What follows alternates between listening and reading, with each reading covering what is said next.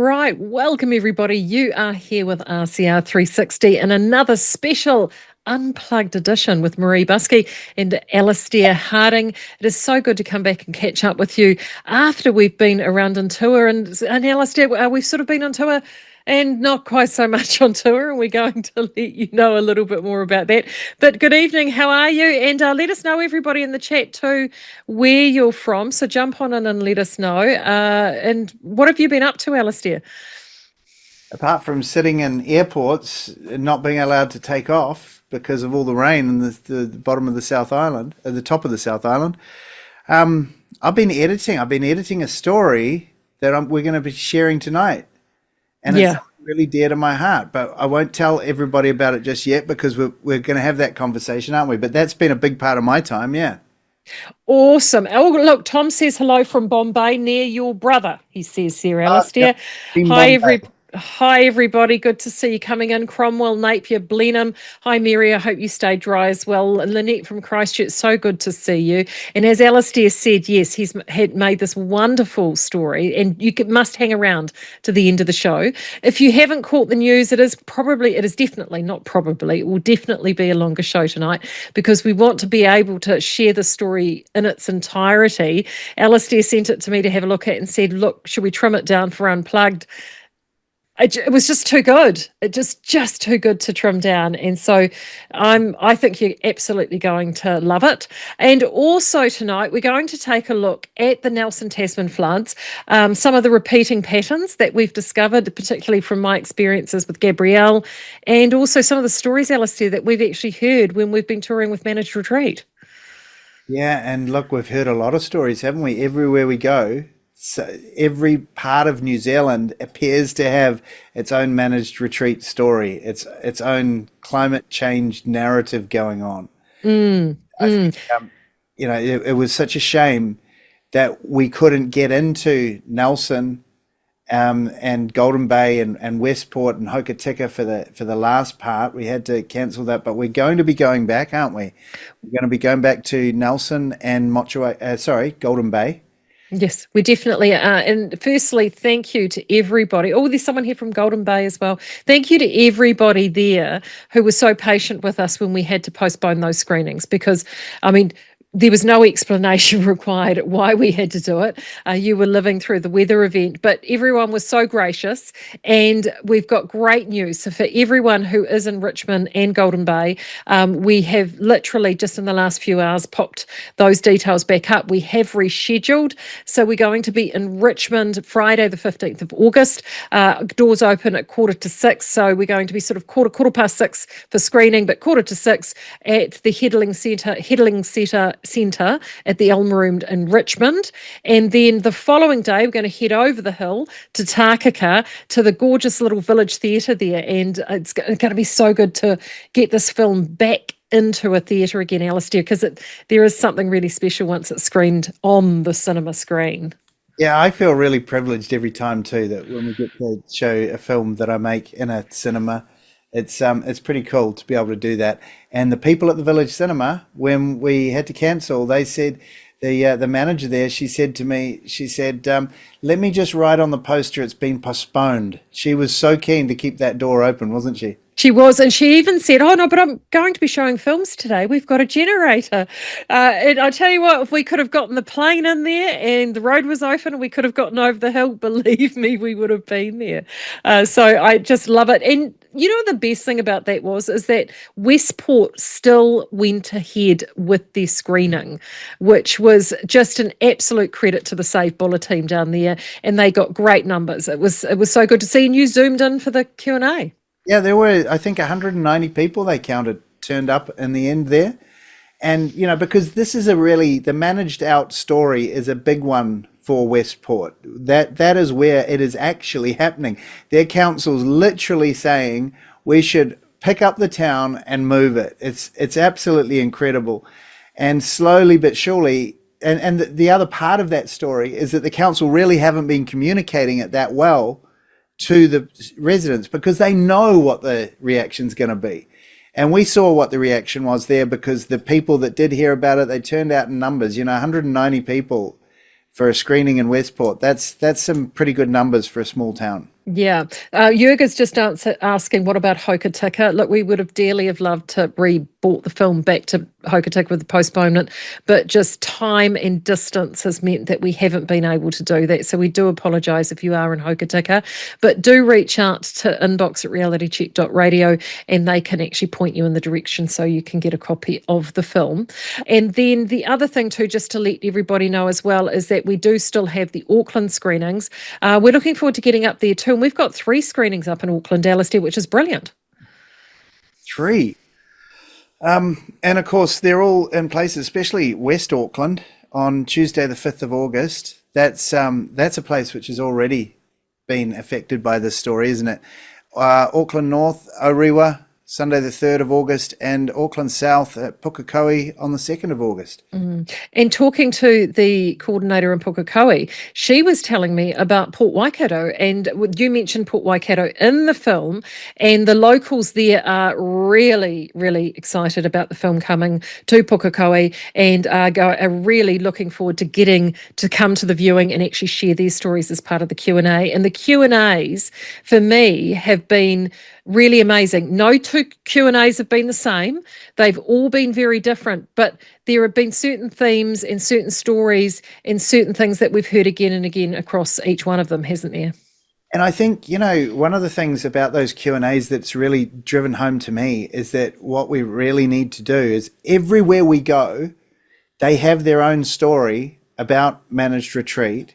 And I think that what we actually need to be doing here is trying to facilitate some sort of nationwide group connections amongst these people, because every place we go to has a slightly different story, slightly different experience.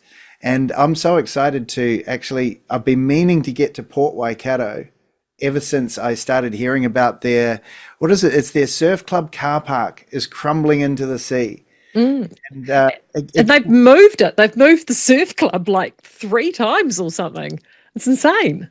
And I think it's very similar to the story which is in the film now. I added in after we first launched it, the story about Huia and the way that the council there was saying, okay, let's just let the erosion eat away at the reserve. Let's not remake the seawall or repair the seawall. And I think that's exactly what's happening there at Port Waikato as well. It's like they're not renovating these structures so that they can give the impression that climate change is coming to get us. But look, it's really obvious to me wherever we go that whenever people build settlements, build houses, build roads and towns and everything, they're building it on natural landscapes, and we have to keep them repaired. It's as simple as that. It's not, climate change is always happening, obviously. Sea level rise is going up and down all the time. But if we don't take care of, we don't have a state of permanence that we're living in.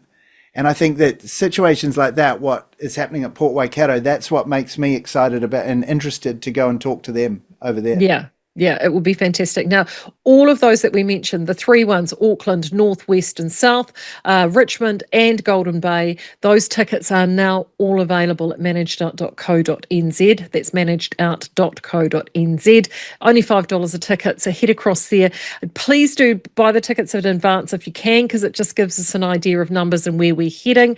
But there are door sales as well. So just be warned, in some places where we've had door sales, it has literally been standing room only. So, but you can do that too. So don't panic. Managed.co.nz, and actually also too, Alia has gone and popped that in the chat as well for everybody. So do make sure you check. If you can make one of those screenings, do go along and attend.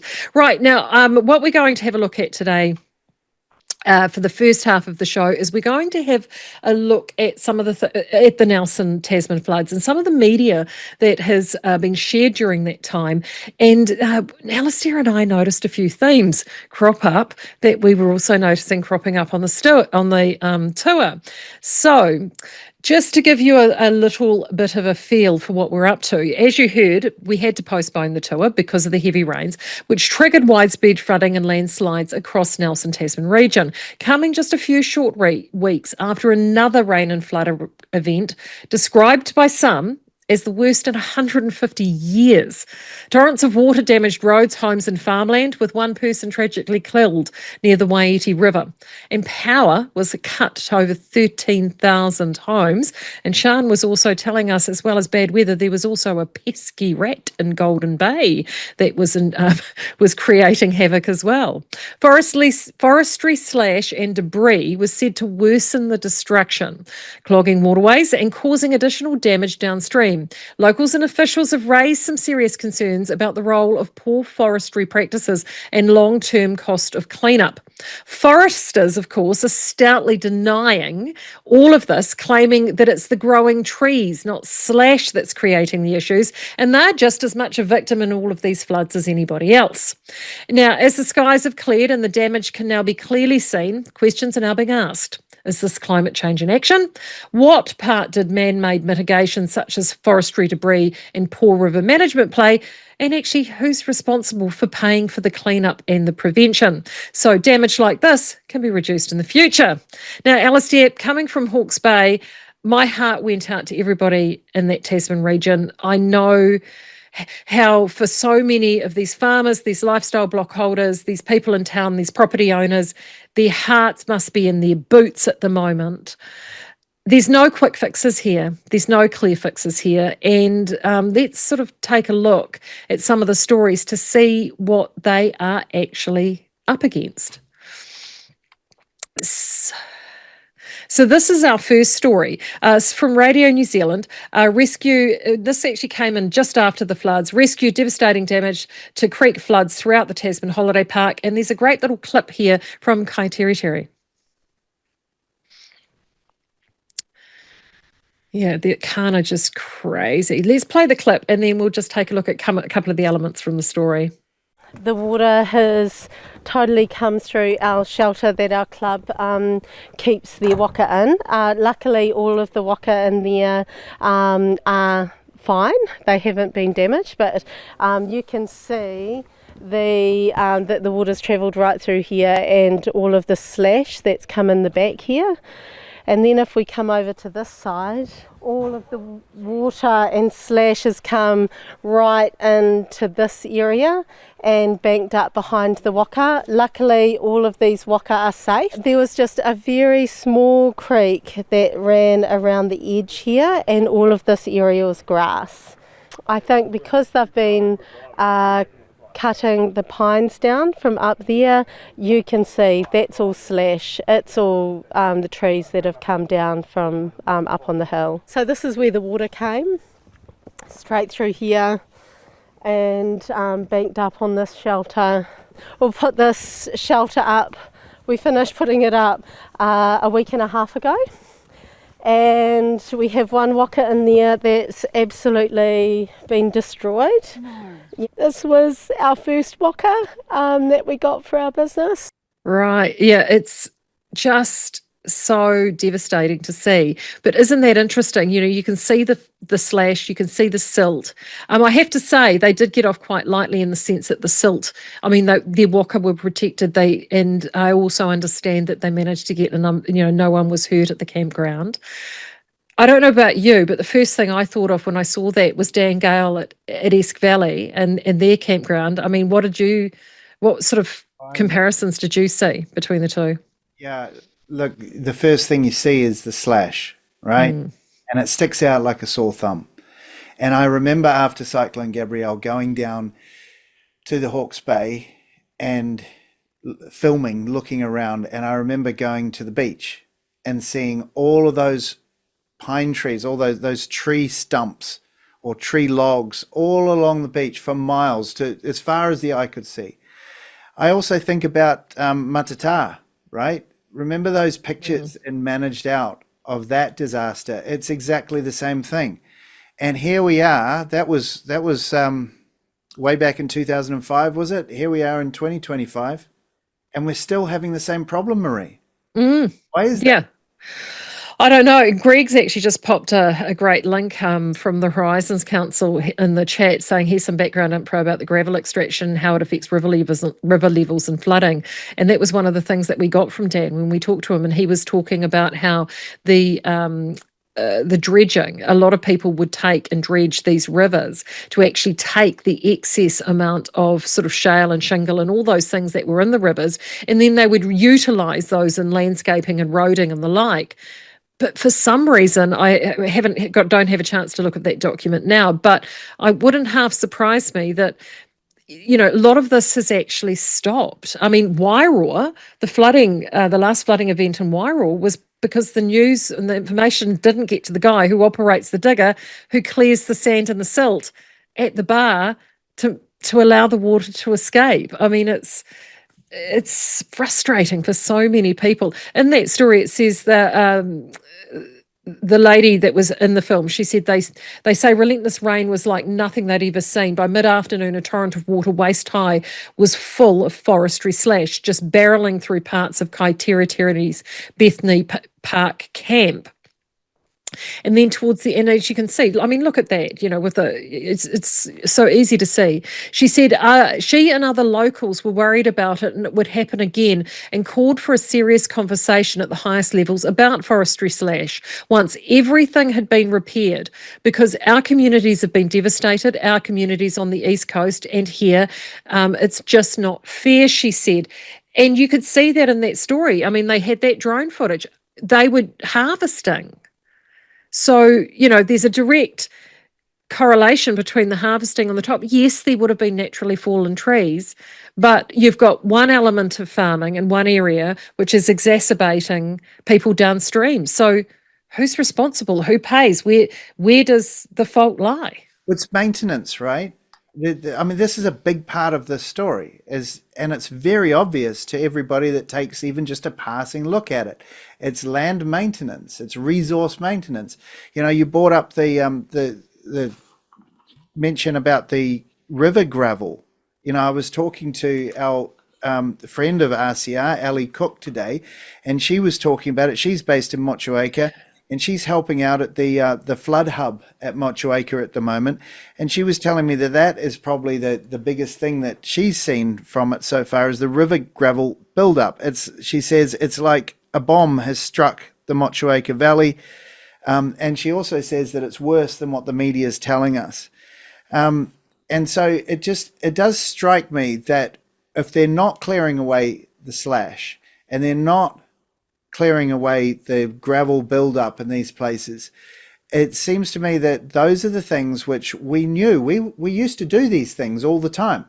When we talked to the Michelle Beach, when I talked to Michelle Beach at Matata, she was talking about the same thing. They used to clear the fallen trees from up in that gully, that gorge above her home back in the day. Why did they stop doing it? And it seems like it's happening all over the country. Yeah, it does. It does. And there's also too, like Maree's saying it here in the fact, can no longer clear shingle out of rivers because it murks up the water, and fish and game don't like it. And I do actually wonder, having travelled and talking about like ECANs in Canterbury, you've got Environment Southland, you've got the Regional Council here in Hawke's Bay, and all these other bodies and lobbies. And you've got areas like, one of the areas, for example, here in Hawke's Bay, they were restoring a wetland. And it's beautiful. It's the Waitangi wetland. It's absolutely stunning. It's really gorgeous. Walked around there a couple of weeks ago. But part of the problem with that is that it stops the flow of water that comes out. So then it actually stoppered it up like a cork. So when Gabrielle came through, the Tutaikuri River really had very little places for it to go, swept through, took out the rail bridge, nearly took out the roading bridge, and corkscrewed it. And why? To be able to have this beautiful created wetland. So it's just that balancing act, isn't it? And if we have a look at our next story, which I've got entitled Growing Trees, Not Slash, Of course, the foresters are frustrated. So the foresters are feeling like they've been ganged up upon. And when they were asked for comment, they said, I appreciate in a really hard event like what we've just been through, it seems like there should be a way for us to prevent wood coming down into communities. And that's something that we're really interested in working with communities on. But she said there were several areas that weren't actively harvesting operations that produce a slash, but rather growing trees that come down. One thing that strikes me about this quote, Maree, as soon as I read it, as we were preparing for this show, I read that line, and that's something that we're really interested in working with the communities on. Where have we heard that before, Alistair? It's got to be community led, but the community isn't causing this. The community has no control over this. So I'm not quite sure what the community is supposed to do, and they're part of working together with them about it, apart from maybe saying, please don't do it anymore to the forestry people. But, you know, there's also lots of stories that as we read through, as we were doing the research for this show, you know, you start to understand a little bit more of the intricacies, and it seems like they're planting a lot of these trees in places where perhaps they shouldn't be planting them. They're planting them on ground, on soil, which is maybe a little bit too shallow, and it's on top of rock or something like that. And I think what it's kind of showing is that this rush to put land into forestry all over the country perhaps is coming back to bite people in the butt. Well, so to that point, like further down in the story, it says here, we've got a lot of work to do from a climate change adaptation perspective. So remember that, from a climate change adaptation perspective. When asked whether forestry should be used, but should be using that type of soil, he said some kind of tree cover was going to need to be planted there. Now, knowing people in the forestry industry, and this is one of the issues around the exotic that is Pinus radiata, why they love it, particularly for the pulp and paper industry, is it's fast growing. It can grow anywhere. It grows like a weed. But from what I understand, because it is so fast growing, it doesn't have the cling into the soil as it should do. So unlike natives or more slowly growing trees that are really entrenched in the soil, that hold it together, that bind it, that make it stronger and more stable, Pinus radiata doesn't do that. It's almost sort of a weed of the tree. The pine needles also suppress undergrowth, doesn't it? Yeah, So they do. There's a lot less binding the soil together as well. Yeah, indeed. So then that begs the question, is that farms, the length and breadth of this country, massive agrarian sheep and cattle stations here, top of the south have seen it, farms that were used for food production, meat, wool, and even in some cases horticultural production, are all now being moved into trees, and it's not necessarily for the wood. A good percentage of those trees are strictly for carbon farming. So these are forests being planted with no intention of harvest, and the only reason they're there is to draw the carbon credits to sell into a CO2 market for those who've created an industry because they believe that carbon dioxide is the evil in order to perpetrate climate change. So it's almost like a self-fulfilling prophecy cycle, isn't it? Yeah, and look, it's supposed to. I suppose it's framed as being this great environmental thing that we can all do for our planet or something, but it's actually destroying the planet in many ways as well, because, you know, it's destroying human life just with the slash and the flooding and the erosion and all of that as well, isn't it? Yeah, it does. It does. Now, this next clip is really interesting. This was a clip, and you mentioned Motueka and the Motueka Valley before. This clip is from there, and it really does show on the ground, and all kudos to the RNZ reporter that got her wellies on, and she actually went down there and had a jolly good look and spoke to some of the locals in Motueka.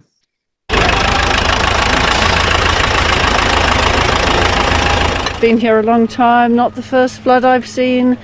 it always seems to bring down a lot of forestry slash, and they've just replanted forestry up the back, which I think on separation point granite is not the most intelligent thing to do.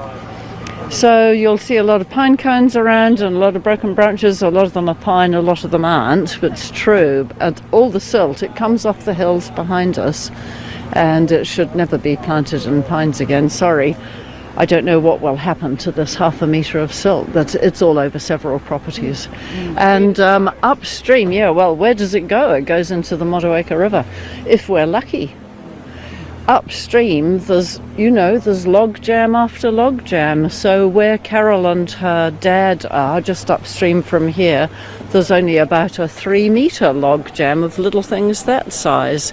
But further up the back, yesterday people up near the head of the stream told me that there's a 200-metre log jam, and the pine forest logs are this diameter. This is not pine slash.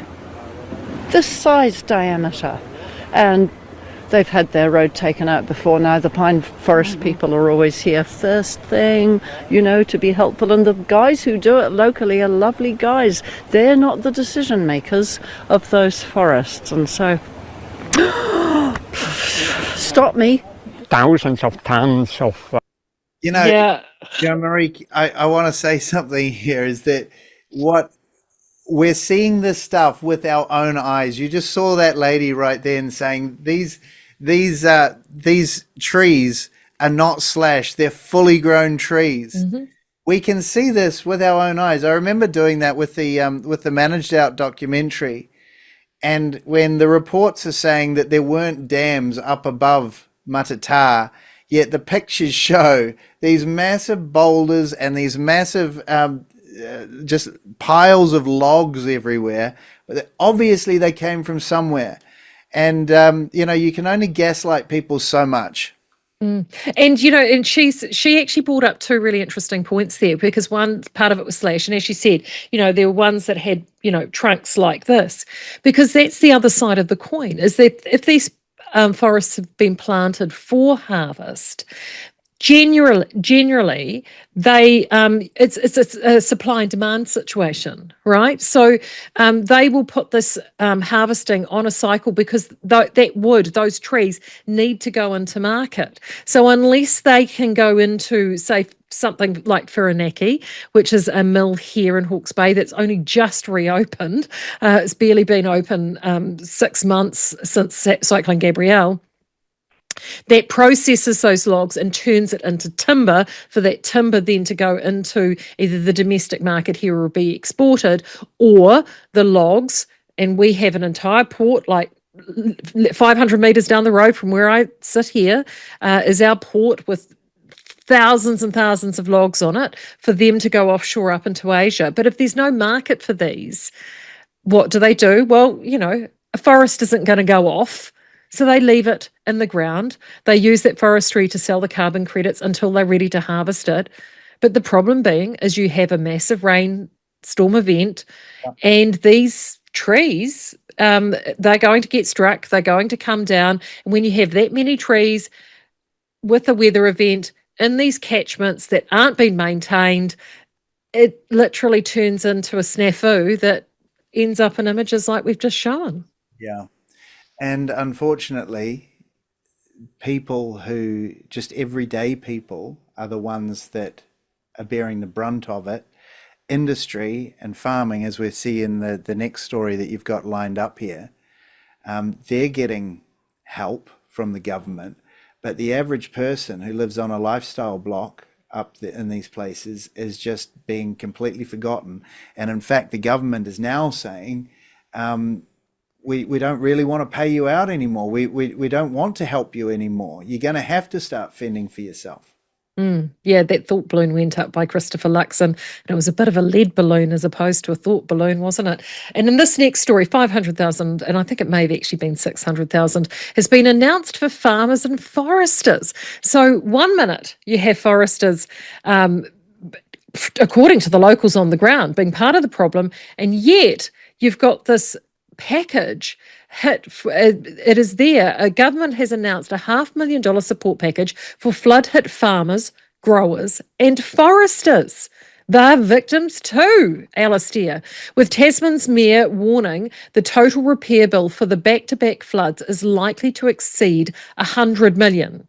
Now, hold on, these are some maths there for. 100 million is the bill, but $500,000 is the support that they get from the government. Minister of Agriculture and Forestry Todd McClay visited forestry representatives, farmers and growers across the Batter District on Tuesday after announcing another $300,000 for the Mayoral Relief Fund tagged to the rural sector, with also matching $50,000 contributions from Horticulture New Zealand and Federated Farmers for their horticultural and pastoral sectors respectively.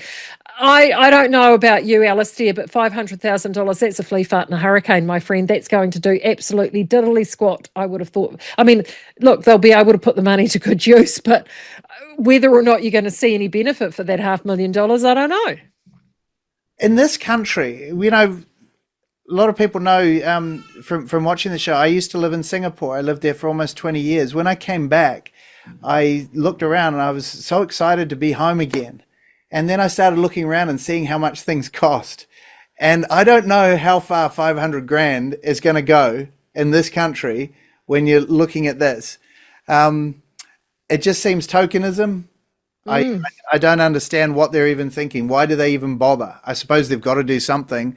But when you look around at other stories around this subject, we also find that they're giving away a hell of a lot more money than that for a lot less people, and you start to wonder what the agenda is. Do you want to tell us about that story? Yeah, well, we brought this up a couple of unplugs ago, and that was, there was money offered, $1.36 million. Here it is here. We showed this story back then. 5 Gisborne Maree, 24 homes were offered a total of $1.36 million to relocate and rebuild after Cyclone Gabrielle. Now, this is just in Tairāwhiti. There's actually even more money that's going to be dished out for properties as well here in the Hawke's Bay. So that's a lot of money for a very few number of properties, citing, I think, in the story, their cultural significance and cultural and regional significance was part of the reason sought. But what I do know is that money has come out of Mark Mitchell's little pot of gold. Apparently, his purse strings are a lot more generous than what they're handing out to the likes of councils.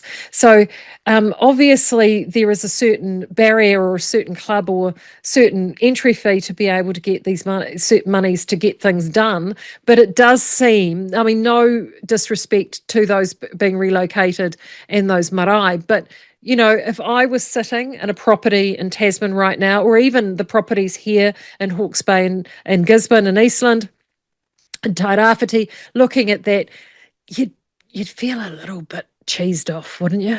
Huge disconnect. And when you weigh the scales, they seem to be weighted differently for different people. Yeah. And so I think one thing that I just want to go back to that point that I made before about people can see this with their own eyes. The gaslighting can only work so long. Yeah. And I think that there has been an inoculation to a lot of this. If this weather event had happened much sooner, and we actually had a couple of reasonably significant flooding events here in 2020, and people were a lot more accepting, I think. But if these things had happened sooner, I think people would have actually accepted on face value what has been said by a number of these industry leaders or has been portrayed in the media. But it doesn't quite work the same, especially when you see the images of the slash coming down and the direct result of man-made intervention. And then what did I say before that quote? Climate adaptation measures. This is the caused via climate. It's like, no, this is actually caused by man-made mitigations over and not handling bad weather. Yeah, and it becomes so obvious. Like I go back to the managed out and the point that I made in there all about the Westport, about how they'd built those tip heads and then the accretion that came from that blocked the Orowaiti overspill river, and in turn that floods the town. Over and over again, wherever we go, whenever we talk about this managed retreat story or the climate adaptation story around New Zealand, there's always a man-made problem for these things, isn't there, Maree? And we've interviewed people the length of the country, and we've got people lining up wanting to tell their story to us as well. Yeah, we had it in Hawke's Bay here with Dan Gale. We're going to be bringing you some of these clips, over the coming months, but it has been a repeating theme, that is for sure. The next clip we've got is actually one from our friends at Stuff. It actually talks about that we thought or lead balloon, as I would prefer, from Christopher Luxon. And now what is about to happen, of course, is the game of pass the blame parcel, because at the end of the day, all of this is going on. People are wanting to know what happens, who is going to pay who, when, what, how, and whom. And everybody is sort of not so keen to own up to this one. Crops ruined, bridges destroyed, silt, debris and gravel everywhere, paddocks that have become lakes, homes completely wrecked, some moved to entirely new locations. It's been relentless, and it's taken its toll. People are exhausted, tired, frustrated, and in some cases angry. It prompted this Facebook post from Civil Defence, reminding people to be kind and patient. Inspectors have been out over the weekend, many for the second time in as many weeks. Red stickered is 4, white stickered to maybe 25 to 30, and a similar number yellow stickered, so all impacted to varying degrees. Tasman Mayor Tim King says those numbers are almost guaranteed to increase. But concerns are brewing over whether the government will bail out written-off properties anymore after this from the Prime Minister this morning. The government won't be able to keep bailing people out in this way. This is a long-term issue. We need a proper framework in place to work out whether it's landowners, whether it's councils, whether it's central government, banks, insurers, that actually have to create a framework for dealing with these sort of weather events. And someone has to be the first not to get the assistance that perhaps has been offered elsewhere. It just sucks if it's going to be us. Asked to clarify, Luxon this afternoon said this. At the moment, we'll come out of the response phase. Then we'll have an assessment of what other support may or may not be needed and how that may happen between central and local government. But that's a conversation for later. If the government won't pick up the bill afterwards, the Insurance Council wants it to pay for preventative measures. If we know we're going to have more flooding, extreme weather, landslips in the future, then there are things we can do to get ahead of that. I think most people would agree we'd rather get onto it beforehand rather than spending money to bail out communities after the fact. I've spoken to other leaders around the world about this issue as well, and no one's any further ahead of us or got any ideas because they're all wrestling with the same challenge. It still leaves quite a vital question. The complicated questions around climate change adaptation is about who pays for what, actually. So everyone putting the ball to the different groups, and no one seems to take a responsibility. I would like to think that there is a transition and that we're not going to be the kind of guinea pig. But yeah, I'm yet to get that reassurance. Hopefully not a guinea pig, even if parts of the region look like a pigsty. Yeah. The chat, I knew the chat would do this the minute they saw the Civil Defence be kind. It just shows you how tone deaf they are in that department, really, isn't it? It is incredibly difficult and people are frustrated. They're at the end of their tether. Chris Farfoy, though, oh God, it just grinds my gears every time I see him. Firstly, who knew he knew so much about insurance? I thought he was a media guy. He is a media guy. He's a media guy who then who got turfed out. Remember, he left before he was pushed. He then sort of went and had a bit of fun in lobbying, and now he's ended up at the Insurance Council. So Chris, he's one of these politicians that's fallen upwards. But what he was saying is we need to get out ahead of these things before we actually have to pay out on stuff.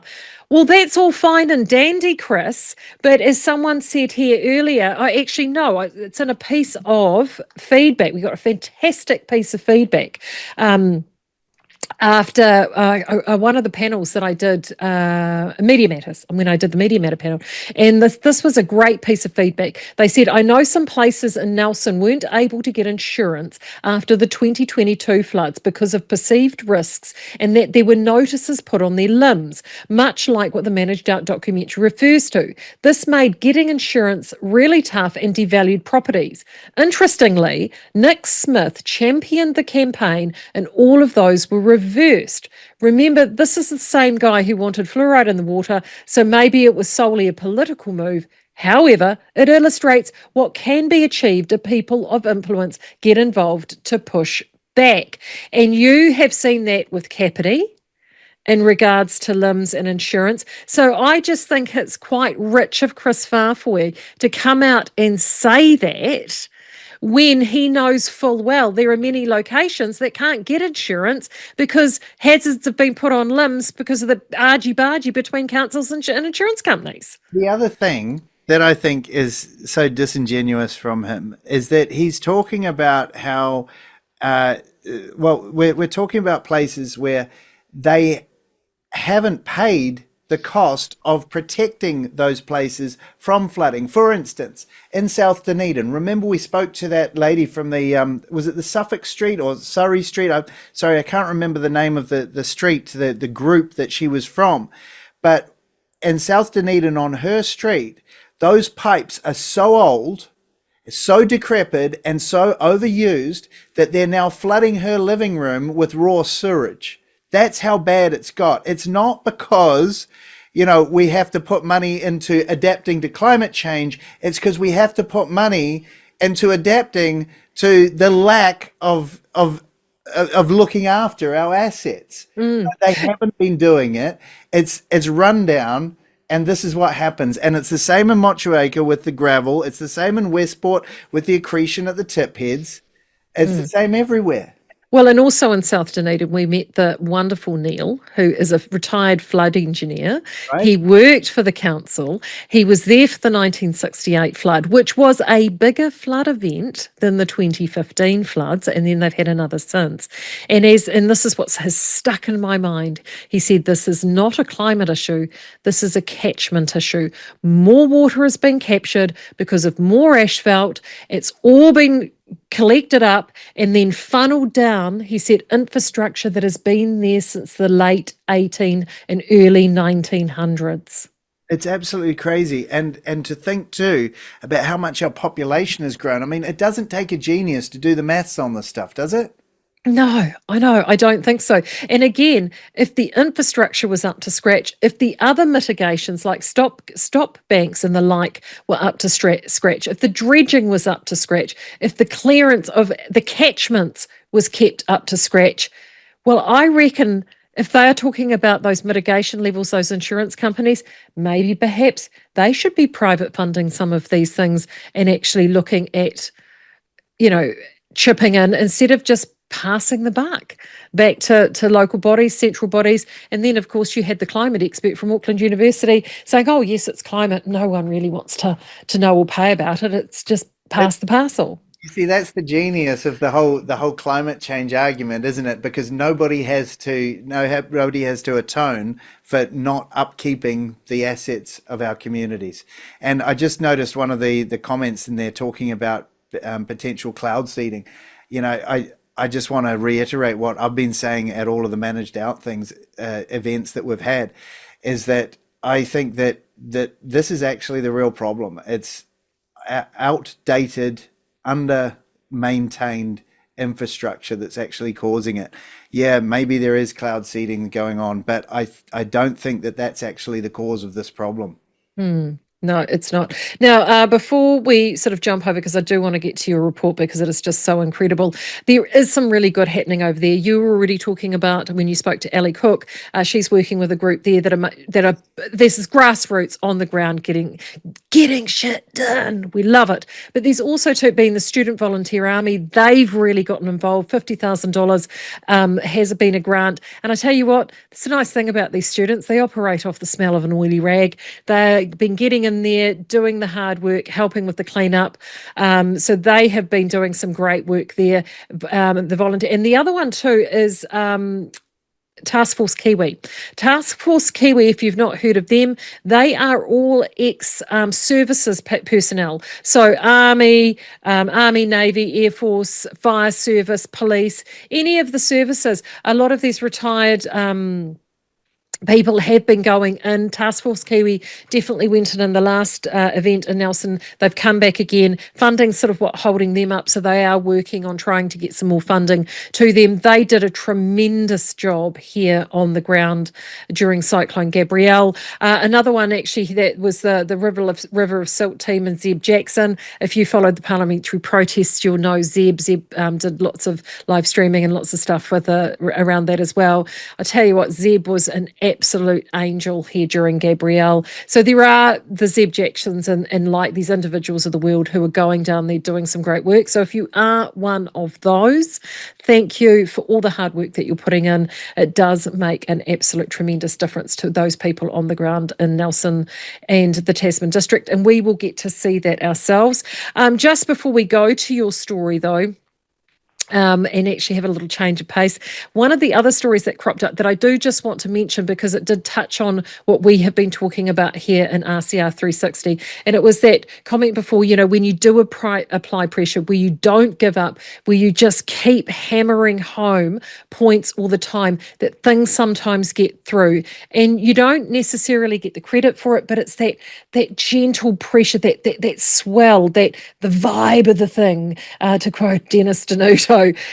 And that is, I saw in TVNZ, the report on the GE technology bill. And it's so good to see the story in TVNZ. Now, they didn't go as far as the medical and health side of the issues with the bill, but they did look at one of the key elements of it quite closely, which is labelling, which for me is a really massive issue, because without the labelling, it creates huge amounts of doubt in the most basic of our needs, being the needs of food and food production.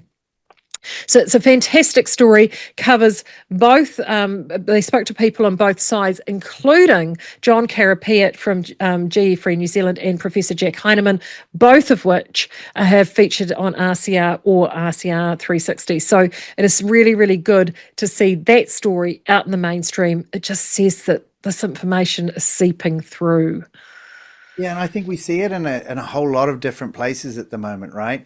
The stories that we've been talking about, that we've been sort of marginalized for talking about, slowly they're seeping through into the mainstream. There's that one. There's also the COVID inquiry. Suddenly a lot of the things that we've been saying for a number of years now are suddenly okay to say. They're okay to talk about now. It's wonderful to see that. I also notice in the managed retreat space, they're now suddenly talking about how they might want to cap any payouts to people at about 30 years. This is a subject which we approached directly with the Managed Out documentary. And in that documentary, Willem DeLonghi talks about how you can't predict anything past 30 years. Yet the New Zealand Coastal Policy Statement says that these councils have to be trying to predict the weather in 100 years. Now it's starting to seep through into the main discourse about that. And you've seen that with Christopher Luxon. I've also seen in the last week or so, the ACT Party. For some reason, I'm on their email list. I must have signed a petition at some point in the past or something like that. And they were talking about this week all about property rights. Now, that's what Managed Out's all about as well, isn't it? So yeah, I feel like our time is coming, Maree, and I feel we might not get all the credit, but by never giving up, by continually talking about these things, we can make change. Yeah, absolutely. And of course, as you know, I do a lot of the work in gender ideology here with RCR. I was absolutely delighted to see that the coalition promise about making sure that women's community sports was protected went through today. It's a really huge win. And I heard Row Edge this morning. She's done some fantastic work with us over the last 2.5 years on this. And yeah, it was really, really heartening to see. It's good to see we are moving forward. But now it's time to change some pace. I'm really looking forward to this. Don't disappear. Make sure you got your cup of tea ready, everybody, or even something a little bit stronger. Alistair has got a wonderful story to tell. Why don't you you've got an introduction at the beginning of the report, but let me get it queued up and you tell us a little bit more about it while I'm doing that, Alistair. Okay. Back in 2016, I was living in Singapore and I met a man called Grant Rawlinson. He's a human-powered adventurer and he quite literally changed my life. I made my first full-length documentary feature film about this guy.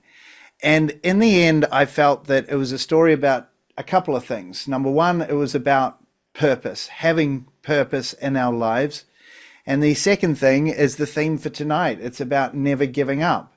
And so, yeah, let's push play on this. And I'm really interested to see the response we get from it, because this is a story that is very different to what we've talked about before on RCR 360. So yeah, push play, Maree, and let's have a watch.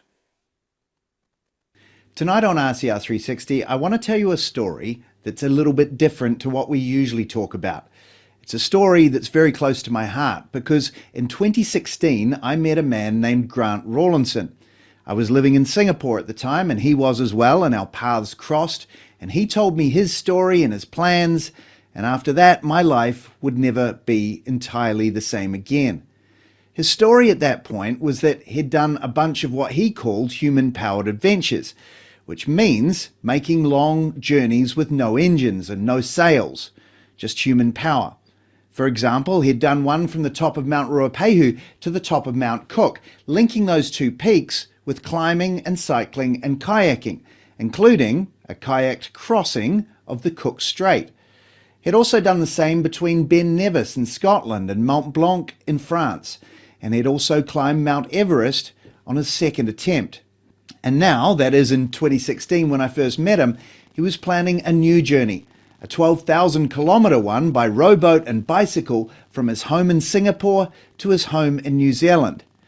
And so, of course, as a budding documentary filmmaker, I asked him if anyone was filming this expedition of his. And what's more, I might have also given him the impression I knew what I was doing. And then he asked me, well, would you like to do it? And I said yes. And what followed was I followed him and his rowing partner from Singapore to Australia, a man named Charlie Smith, as they left Raffles Marina in Singapore in January 2017. And then I followed and filmed them all the way to Australia. And then I also followed and filmed Grant as he cycled across Australia, and then filmed him too as he attempted to become only the third person in history to row solo across the Tasman Sea to New Zealand. And together we made a film called The Sea Decides, which featured in several film festivals around the world. And to give you a taste of that, here's the trailer to that film. 4 o'clock in the morning on day 3, and we just capsized pretty violently. 3 capsizes in the space of about 4 hours. What a horrible day. I'll just take us back a little bit, frame the challenge. I'm into long human-powered journeys, going thousands of kilometres using purely my own human power. So my next challenge is I will attempt to travel from Singapore all the way back to New Zealand. Charlie, do you have a visual on that ship? Trying to turn east and you get a nice wide berth. There is a row from Singapore to Darwin in Australia. There's a cycle ride across Australia, and then there's a 2,600 kilometre stretch between Australia and New Zealand, which is a very rough part of the world. I have some recollection of some tragedy in that water. It was the Sydney to Hobart yacht race, which happens every year, and there was a big storm there a number of years ago. A number of people lost their lives in that. Which brings me to the one guy we didn't talk about was Andrew McCauley. He got on sight of New Zealand. Something happened, we don't know what, and he's never seen again. And that is the reality of this kind of challenge. The hard part of the Tasman is its unpredictability. It can be a very nasty bit of water. Tasman sort of has 2 moods. One's either it's calm and you're rowing for 24 hours a day, and the other is it's stormy and you're holding on for dear life. How do you rationalise the risk? You're a father, you're a husband. This is a very sensitive topic. There's been a lot of people trying it. A lot of them have usually ended in the first week or 2. Most frustrating, I can't find the East Australian current. Where is it? I've never been more broken. I've never felt that something was so impossible and you have no choice but to continue. Also, the tiller arm for the rudder has slipped off completely. You cannot cannot escape it without getting something nasty. Big wave. We know the game's not over yet. If we have to crash land, we will. The thing is though, and this is a spoiler for anyone who wants to watch the film now, Grant never made it. In total, he made 3 attempts. The first 2 were solo attempts, and the last, the third, was with a rowing partner, Luke Richmond, who you're going to meet shortly. And as each of those attempts ended in failure, that's where I thought it was going to end as well. But Grant had other ideas, and so he and Luke went away and they crossed the Bay of Bengal together in a pedal-powered boat. And then they built yet another boat and headed back to the Tasman. And this last summer, Grant and Luke pushed their new boat out onto the Tasman one last time. And this time, they did it. I just looked out just now and I got my first sight of Australia.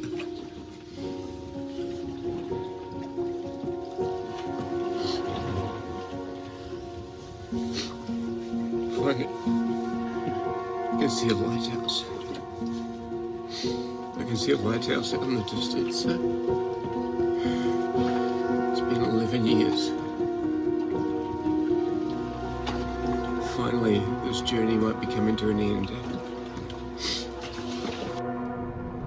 Land ahoy! And I want you to know something. As a comparison, the Atlantic Ocean has been crossed countless times by human power. They even have an annual race doing exactly that. But the Tasman, only 2 solo rowers, 1 solo kayaker, and a couple of team crews have ever done the crossing by human power. So what Grant and Luke have achieved is one of the hardest adventures on this planet. And because of my part in the story, I couldn't let it pass without telling you about it as well. So a couple of months ago, I did an interview with Grant and Luke just after they'd got home. And now, finally, I bring it to you to see as well. So here they are, Grant Rawlinson and Luke Richmond, the conquerors of the Tasman.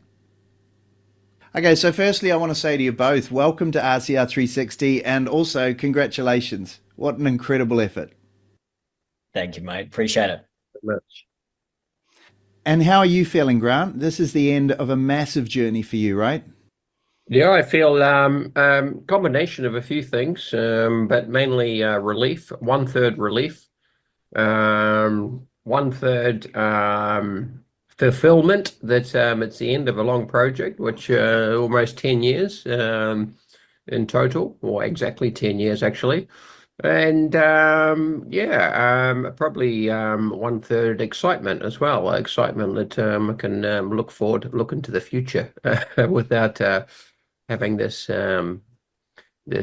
huge goal that's kept me focused for the last 10 years, but also hasn't allowed me to move on to other areas in my life in a way. So yeah, relief, fulfillment, and excitement. Okay, so the first thing I want to know is, you know, the first 3 attempts all ended in failure, and then there were a few years between those attempts and this one. Why didn't you just give up? Well, because it was just a project that I'd invested everything into, really, and I always 100% had the belief that I could get across the Tasman. I never doubted my own capabilities to get across the Tasman, but I also knew that I needed a few things to align. So I think if I hadn't got across on this 4th attempt, then I would have been back to the drawing board and working out for a 5th attempt. But you know, that's just what I like to do in my life is take on these projects and these challenges, and the harder they are, sometimes the more worthwhile it makes them. So I just would have kept going. It's just what I like to do, Alistair. And how about you, Luke? Why did you want to go back out there? Mate, I said I wouldn't after the pedal boat trip across the Bay of Bengal. Never again. Never again seems to be the constant in my expedition career with Grant. Never again. But, you know, give it a few months and a little bit of comfort and a hot brew. I get a few messages from a mate with another brilliant idea and a bloody good investment, and off we go again. And yeah, like Grant said, it simplifies it quite a lot, but we just really love this stuff. And whether it was the Tasman or another mountain or some other ridiculous project, we would have been doing something. So why not keep chipping away at this monumental goal? Okay, and then there's another question, and this one's a big question that sticks out like a sore thumb. Why is it that you changed the direction? The first 3 attempts were from Australia. Why did you reverse the direction for this one? Luke and I talked about that quite a bit, and Luke, do remind me if I've got the facts slightly wrong, but the way I kind of recall it is that we were kind of thinking of going from Australia to New Zealand. I'd done lots of analysis of the weather over 5 or 7 years, and when I first looked, I got 60 years worth of weather data from NIWA, like way back in 2017. And I remember the first time I ever saw that weather data, I was like, wow, the best route is definitely from New Zealand to Australia. Against, the general public all believe that all the weather comes from New Zealand to Australia, which it does. The weather does come. It doesn't mean the wind blows from Australia to New Zealand at all. But what happens, the only consistent wind that you really see in the Tasman Sea is down south in the roaring 40s, you get a more constant kind of west to east flow from the bottom of Australia to New Zealand. But it's cold down there. You're in the Southern Ocean at 40 degrees latitude. And then in the middle, it's all over the place. It's just a massive, big high pressure or low pressure systems, and it keeps changing direction all the time. And then when you get up to the very northern tip of New Zealand and north of New Zealand, at a certain time of the year, from about November, December, January, February, March, you get a reasonably constant southeasterly wind direction. So from a wind direction perspective, I was like, wow, that's definitely got the best wind. However, the big but and the huge turnoff with that particular route is that during those 4 to 5 months, when you get southeasterly wind, it's cyclone season. And it's right, that route is right on the path of the tropical cyclones. So some years there is hardly any tropical cyclones. This year, within sandwiched in between our row, there was a massive one which hit the west coast of Australia, and there was one which hit the northern part of New Zealand about 2 weeks after we finished. So it is definitely a gamble with the cyclones. Okay, so you decided to go from just north of Kaitaia, a beach called Hohora Beach in Northland. I saw a video of it, and it seems like it was a very low-key departure. You didn't really have any fanfare at all. You just got on the boat and off you went. Yeah, it was a seamless and perfect departure at the end of the day, Alistair. But I had a little bit more spare time than Grant. He was working fairly closely up to our departure window week, whereas I had a spare week ahead of that. So I thought I'd just get a jump on it, receive the boat in New Zealand, do as much of the prep work as we can, get all that admin out of the way so that when Grant came in, we can literally put the boat on the water and do all our sea trials and safety testing.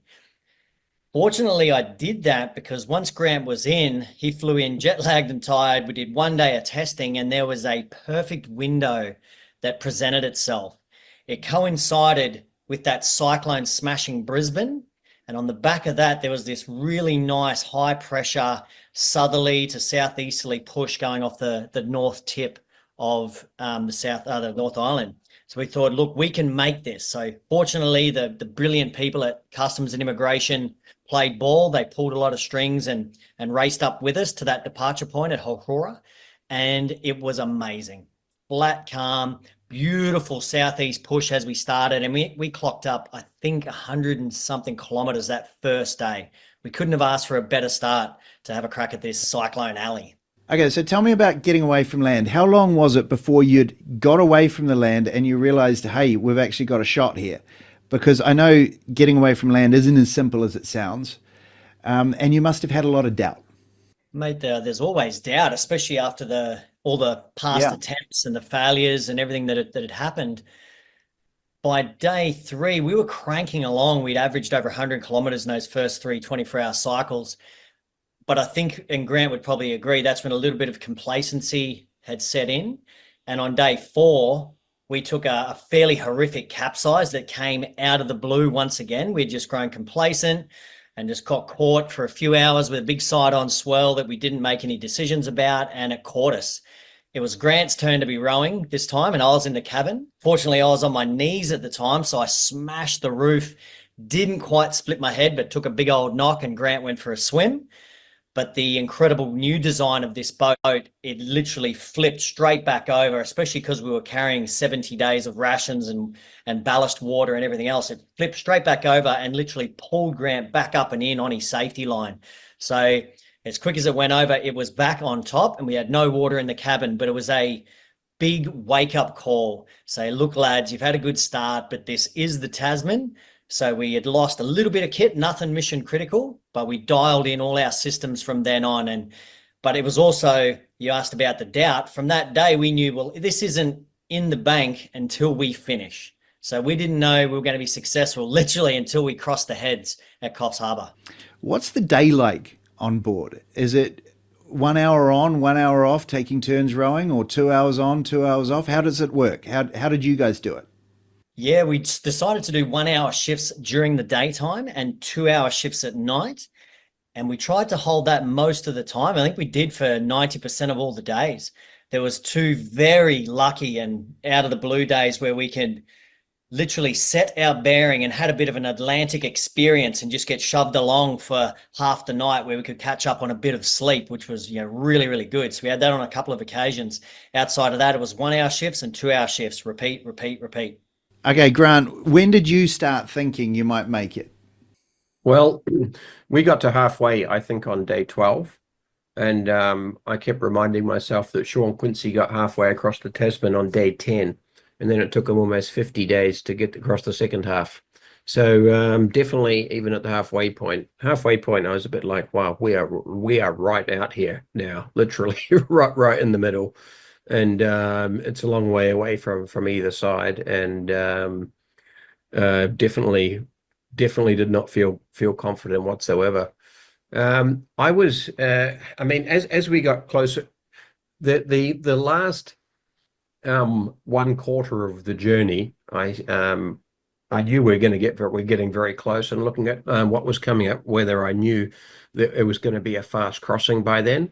But I was personally extremely concerned, especially the last 2 days, because it got extremely windy. And especially as we approached the continental shelf, where it went from 4,000 meters up to 100 meters in the middle of the night, it was terrifying, because the sea state, the waves pick up enormously, and we were trying to run south to get into Coffs Harbour. Basically, when you're out in the middle, you don't have very much to worry about, apart from the fact you're rowing and you're tired and stuff. But as you start getting closer to land, you get a lot more challenges and issues in terms of safety and ships. There's ships everywhere, and you're trying to make your way into a safe harbour, rather than trying to land in the middle of a night on a massive beach in the middle of 30 knots of wind, etc. So it was quite stressful the last 2 days, for sure. We were desperately trying to make it to Coffs Harbour, because Coffs Harbour is about one of the few places you can safely row into. Every other little entrance up there, and places like Ballina and Yamba and a number of other little places up the coast, they all have bars on them with breaking surf, big breaking surf. So not at all attractive in a small ocean rowing boat. So we literally didn't know that we're going to get into Coffs Harbour until, I don't know, I think I can remember saying to Luke about 200 meters out for it, I said, I can see the entrance. It looks fine. Okay, before we get to that moment, what do you think about when you're out there and there's this indeterminate number of days still left ahead of you, and there's no way you can know how long you've actually still got to go? What do you think about to keep you going? Yeah, I mean, when you're rowing, and it's the wind is behind you, and life is good, you can really like, you're looking at the GPS screen, like literally the entire 2 hour shift or 1 hour shift you're on, and you're trying to maximize the speed and stuff. So you have quite a bit to focus on. I would say The interesting time, the really nice time for rowing for me was at night time, when on a clear night when there was moonlight and there was Milky Way. We saw so many shooting stars, like literally sometimes 3 or 4 or 5 a night.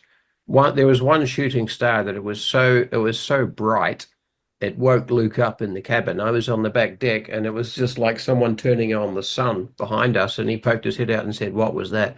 I guess there are shooting stars everywhere around us, but with the light pollution, when you live on land, you don't see them. But at nighttime, what do you think about? What I think about is just the awe and the beauty when you can look up at the stars the whole time and see things, and see, sometimes you might even see an aeroplane or something flying overhead way. You can even hear the aeroplanes, at 30,000 feet. When you're out there, you can hear the noise of the engines, which is very unusual. So it's pretty incredible. It's awe-inspiring at nighttime. And apart from that one time early on when there was the capsize, were there any other close shaves? I mean, the next most dire situation was the 20 kilometers, horizontal kilometers, when we had to cross the continental shelf. And as I mentioned before, this is where the sea level went from 4,000 meters to 100 meters in the space of 20 kilometers. It's right on the shipping lane, but we approached that at about I don't know, 5 or 6 p.m. on our last evening, so it was just getting dark. And I remember Luke was rowing, and he said it's just starting to get quite big out here, and the wind was blowing. The way the wind blows is the direction that the waves come in, and we were trying to run at right angles, which in rowing terms and nautical terms means beam on. So you're trying to run sideways to the way the waves are coming in, so they're hitting you on your side, which is the worst possible way to take on rough seas.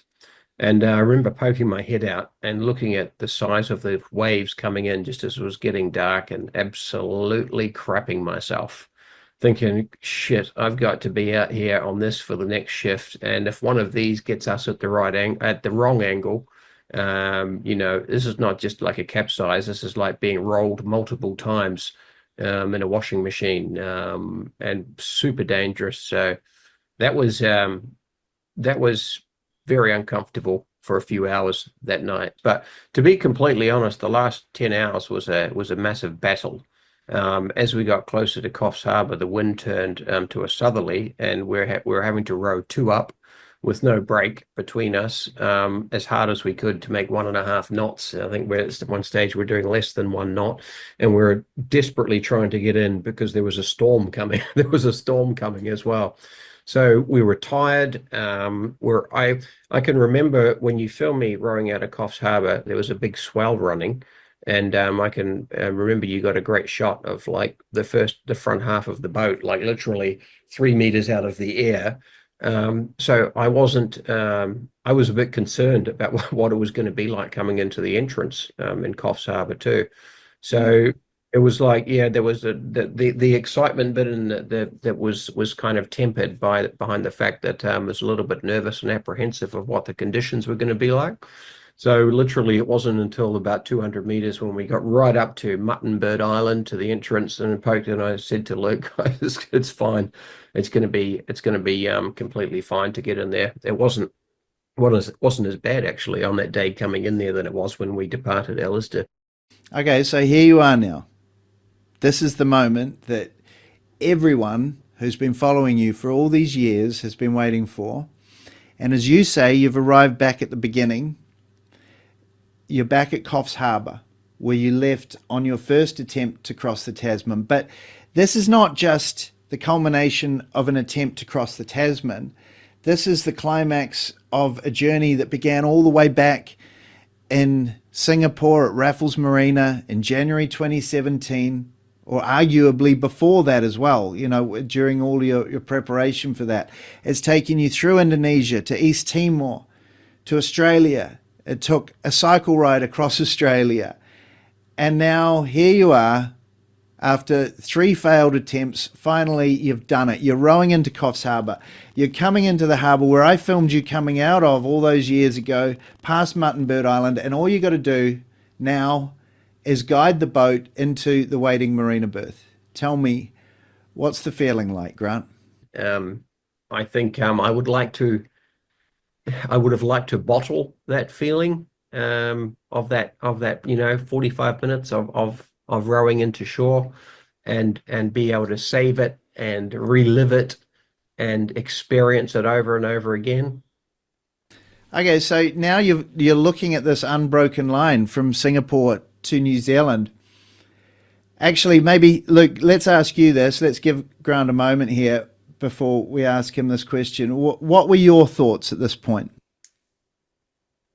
It was it was a special moment, mate. I knew how much Grant had sacrificed for this expedition. So I wanted him to have that moment standing up on the boat, steering us in through the heads, arm in the air, just pumping it, living that dream. So I was more than happy to put in the effort on the oars to get us in there on that last hour or so.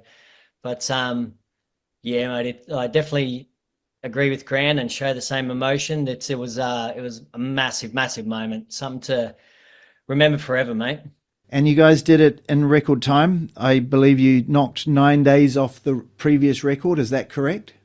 Yeah, I think so. Yeah. I mean, not that necessarily. I don't know if there was a record, so to speak. If anyone talks about a record for how fast there was to go across, but if there was one, we definitely have the fastest crossing that we're aware of.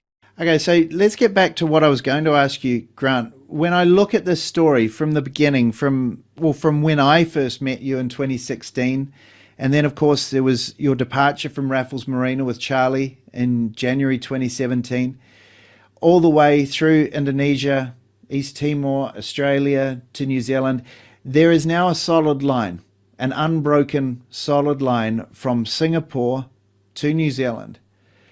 And what that line represents is that you have made that journey and you've seen every part of the face of planet Earth between those 2 points. That must be an incredible feeling for you.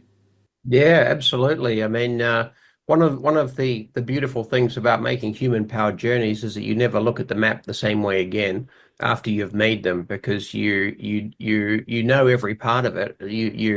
You know when you trace the maps on my wall right here. When I look at it now and I follow the line from Singapore down past Bunker Island off the east coast of Sumatra, and then to Bali, and then to East Timor, and across the Timor Sea and the Java Sea and the Bali Sea and the Flores Sea and the small islands we stopped off at along the way, the incredible experiences we had, the people we met, the geography we saw. Alistair, lucky to experience so much of that with you as well, and of course getting to Darwin in Australia, and then the ride across the Barkly Highway across Australia, and seeing the local people and the flora and the fauna across Australia is just things I'll never ever forget about. And the experience of having the failures on the Tasman, but going from different places is all extremely rich now, and I feel so fortunate that to have had such a unbelievable adventure out of this journey. Luke, why hasn't there been more media interest in this story? It's an incredible story, and I haven't seen anyone cover it. Alistair, I don't think they're not interested, mate. We didn't really put our hand up for it, to be honest. We don't have a PR company. We didn't reach out to anyone about this trip because it's just so much bigger than that.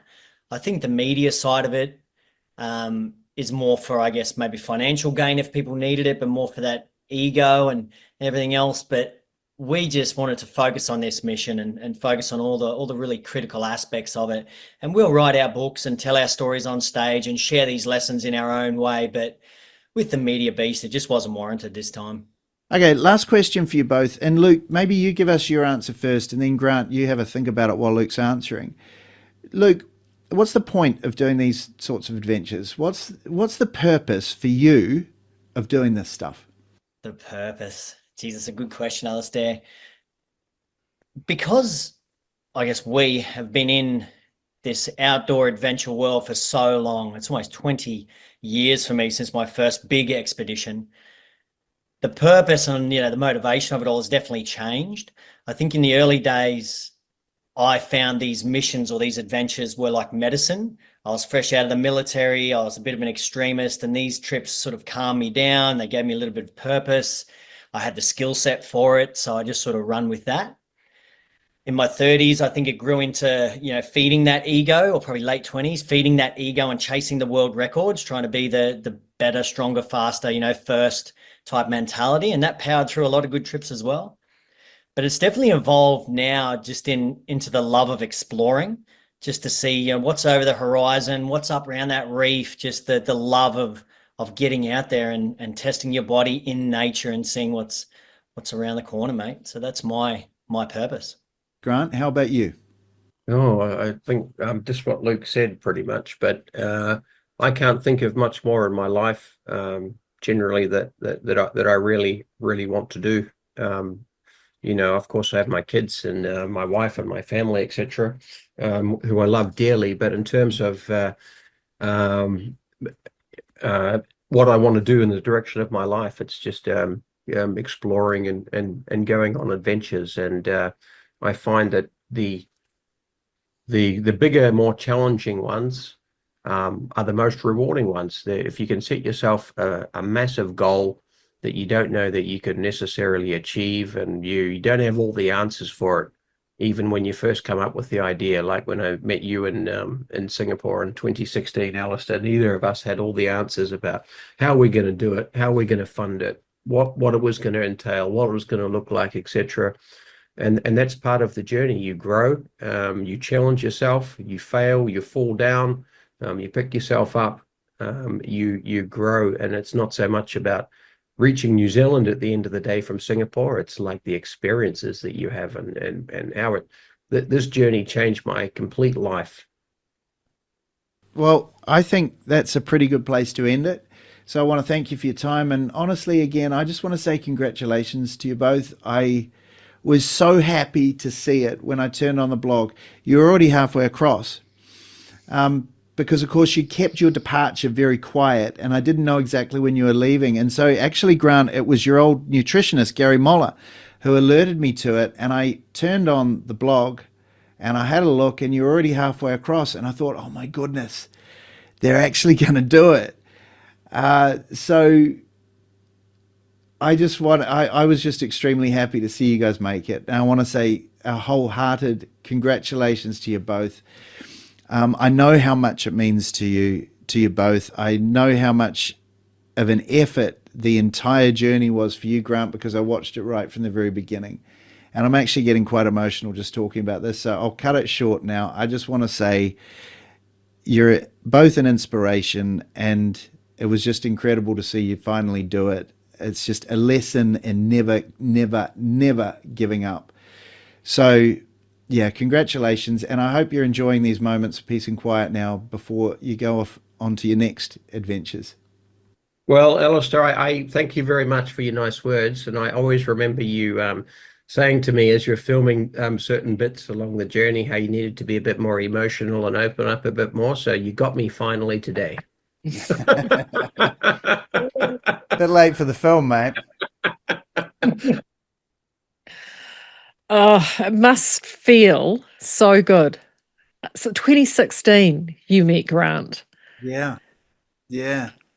I mean, there must be just a sense of satisfaction, not only for you documenting this, but also a feeling almost of friendly pride to see that they finally achieved their goal. I just find this whole story gets me very, very emotional now, because I honestly thought that it was all over, and he inspired the hell out of me. They inspired the hell out of me when it was happening. And then to see them just never give up and go back and do it again.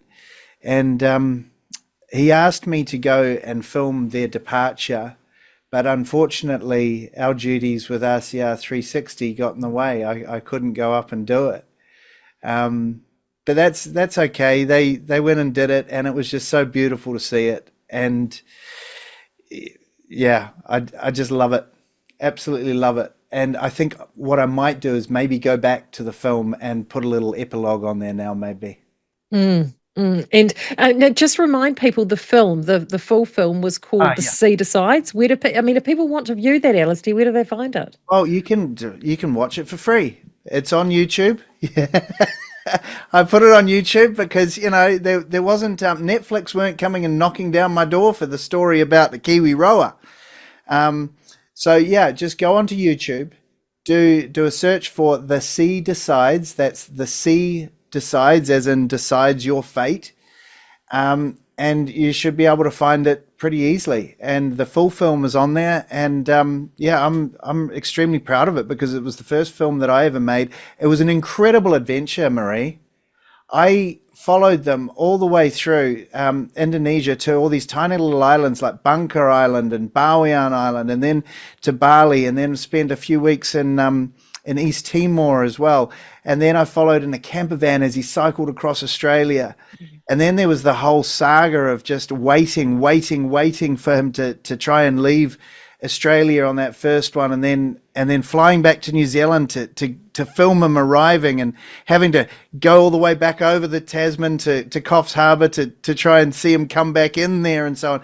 There was never a moment where you knew exactly what was going to happen. And he always used to say, you know what an adventure is because you don't know what's going to happen. That's what an adventure is. You don't go on an adventure with Contiki Europe or something like that where you've got an itinerary, right? This was a true adventure, and he was right. We never knew anything.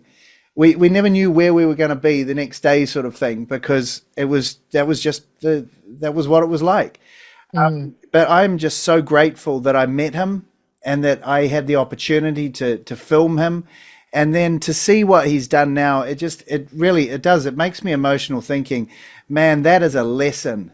And I think that we should all think about that as we go through what we're going through, what we're doing at RCR and what our viewers are doing, fighting and all of this nonsensical stuff. There is an end. You don't know when it's going to come, but it will come. And if we don't give up, we can win this stuff. So, yeah. Yeah, absolutely. And there were those 2 points, the one at the beginning of the film where he literally sees his light at the metaphorical tunnel and that lighthouse and the emotion that he displayed. And then at the end where there's that still of him in Coffs Harbour, standing up in the boat, fist in the air, and on the boat behind him, it's called freedom. Yeah. And that just hit me right here. And I've written here just in the notes, he's determination, perseverance, stoicism, patience, planning, courage, vision. These are all the things that I think we need to take heart from to keep moving forward with what it is that we're trying to do. There's one other thing too that I want to add to that, and you'll see it if you watch the film. In the final scene, I originally wanted to call that film The Sound of Purpose. And The Sound of Purpose, the meaning for it for me was that the sound of purpose is silence. It's wherever you are at peace in the world. And for him, the sound of purpose was, the waves bashing against the side of his boat while he was sitting out in the middle of the Tasman Sea. I think what we went through with the COVID era was largely because people have lost purpose in their lives. You ask somebody, what do you love to do? What's your hobby?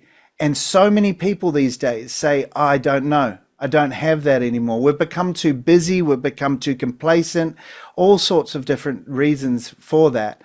But what I got out of that whole journey from Grant, the gift he gave to me, was just this insight into, look, go and look for your purpose and dedicate your life to something that is really, truly hard to do. And it doesn't matter whether you succeed or you fail. It really doesn't matter. What matters is you do it and you give your life some purpose, and then you won't fall for this kind of stuff like we saw during the zombie apocalypse. Where people, it was so easy for people to fall for a B-grade movie scam, and that was because people had a lack of purpose in their lives. I truly believe that. Yeah, absolutely. And if you want to tap into that purpose, if you want to tap into that energy, of course, we have campaigns running all the time here. And we've got two big ones at the moment in particular with RCR. The first of those, obviously, is Face the Music. We've been talking about it for the last month. If you lived in Auckland, you may have seen the planes. This is your opportunity to sign the petition to have the disinformation dozen, our disinformation dozen, face the music at the second public hearings of the Royal Commission of Inquiry.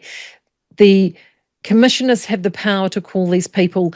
We want to send our voices loud and clear that they actually do this. So if you have signed the petition, thank you. If you know people that haven't, share it, get them to get that petition signed.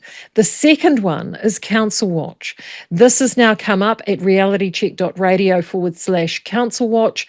Make sure you have a look at that website. It tells you everything. In fact, I think, hold the phone, caller. I think I may even have it. No. Thought I was very organized and I'm not. Never mind. Council Watch, that one is definitely there. Make sure you check that out. And in there is all the information you need to know. If you want to become a councillor, you can. It gives you the information. 1st of August is the deadline to get your nomination in. If you want to support somebody that you know that is becoming a councillor, it tells you and gives you information on how you can do that. If you're not really sure about how to vote, councils use this STV voting system. It can be a little confusing, and what you think you do know may not necessarily be the most strategic way of voting. There's information on actually how you can make your vote most effective.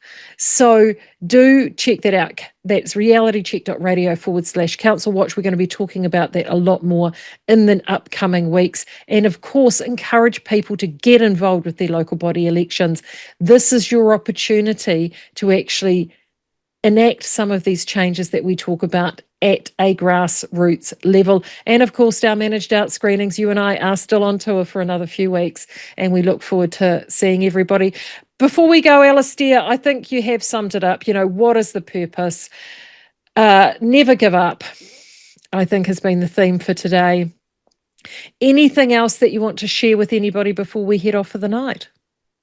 No, but one thing you did say about the managed out tour, I do want to say, is it's so wonderful meeting everybody, all these people that our viewers tonight, and the people that listen and watch us through our work. It's so awesome to meet all of you, and so please do come along. We've got a few more shows yet: Auckland, Nelson, Golden Bay.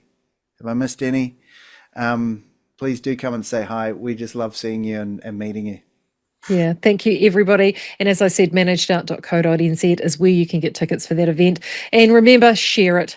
You can share it here, share it there, share it everywhere. Every like, share and comment helps. We've got shorts on Facebook, shorts on YouTube, shorts on X. If you see something that you can share to somebody who doesn't know or aren't in the RCR universe, and also to share or get people to download the app, rcr.media is where you can find all of that as well. And most importantly, if you're having a down day, think about Grant and Luke and just never give up. Thank you, everybody. This has been RCR 360. I am Maree Buscke, and of course, the wonderful Alistair Harding.